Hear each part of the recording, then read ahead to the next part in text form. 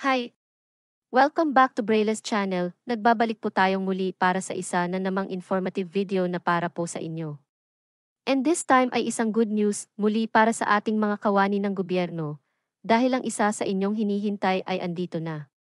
Pagkatapos ng inyong year-end bonus, cash gift, at ang paparating na CNE incentives ay may isa pang paparating. At ito ay ang Productivity Enhancement Incentive or PEA bonus.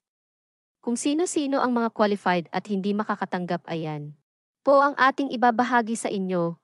But before po tayo mag-start sa ating topic, kung bago ka pa lang sa aking channel, please do kindly subscribe, like and share na din sa ating mga kaibigan, kapwa nating empleyado at kaanak para mas marami pa ang makaalam ng magandang balita na ito.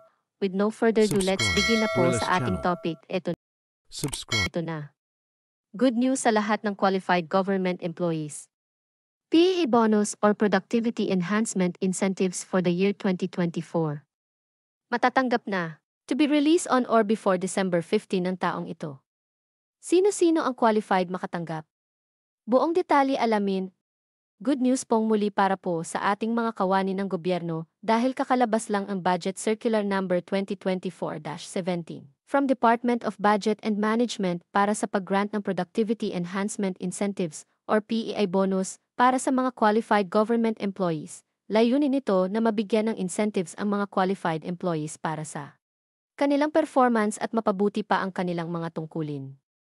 Magkano nga ba ang PEI bonus? Ito ay binibigay yearly in the amount of 5,000 pesos para sa lahat ng qualified government employees as per stated on Budget Circular Number 2017-4 o ang Guidelines on the Grant of Productivity Enhancement Incentives or PEI bonus, kaya't isa-isahin po natin ang nilalaman nito. Una, narito ang qualifying conditions para sa makakatanggap. Una, the employees are still in the service as of November 30 of the current year.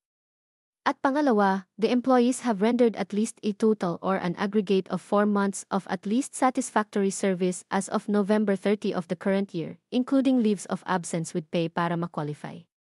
Para naman sa mga nag-serve ng less than 4 months ay ito po ang proportion rate na makukuha nyo, 50% if 3 months to less than 4 months, 40% para sa 2 months to less than 3 months and so forth. Sino-sino nga ba ang qualified makatanggap ng PEI bonus?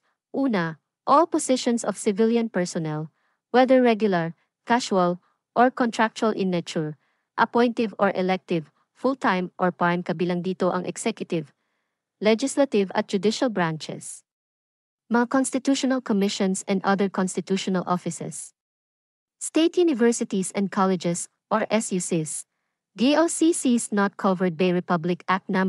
10149 Series of 2011 which are under the jurisdiction of the Department of Budget and Management, local water districts or LWDs, local government units or LGUs, military personnel of the Armed Forces of the Philippines, Department of National Defense, Philippine National Police, Philippine Public Safety Colleges, Bureau of Fire Protection, Bureau of Jail Management and Penology under the Department of the Interior and Local Government, Philippine Coast Guard under the Department of Transportation, at ang mga National Mapping and Resource Information Authority under DENR. Kasama rin sa makakatanggap ang mga compulsory retiree, on-service extension as of November 30 of the current year, employees na may ongoing administrative and/or criminal cases, which are still pending for resolution, at kung na-transfer from one agency to another, ang bagong agency ang mag-grant ng bonus. Sino-sino naman ang hindi makakatanggap?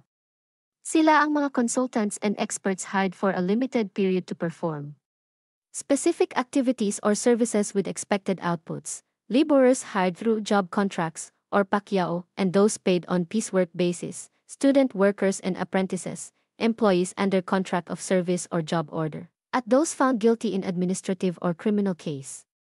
Hindi po tayo kasali sa PEI bonus. Kailan ba maibibigay ang PEI bonus? Ang Productivity Enhancement Incentive ay maibibigay not earlier than December 15 ang taong ito. Kung makikita po natin 15 is Sunday, kaya asahan po natin na maaaring maibigay ito ng December 13 o mas maaga sa inaasahan. That's it. Congrats po in advance sa lahat ng mga qualified government employees. You deserve this for your hard work. Abangan din po natin ang isa pang incentives na hinihintay niyo po. Manatili lamang po tayong nakatutok sa aking channel para sa mga latest news and updates na para po sa lahat. Marami pong salamat and God bless everyone.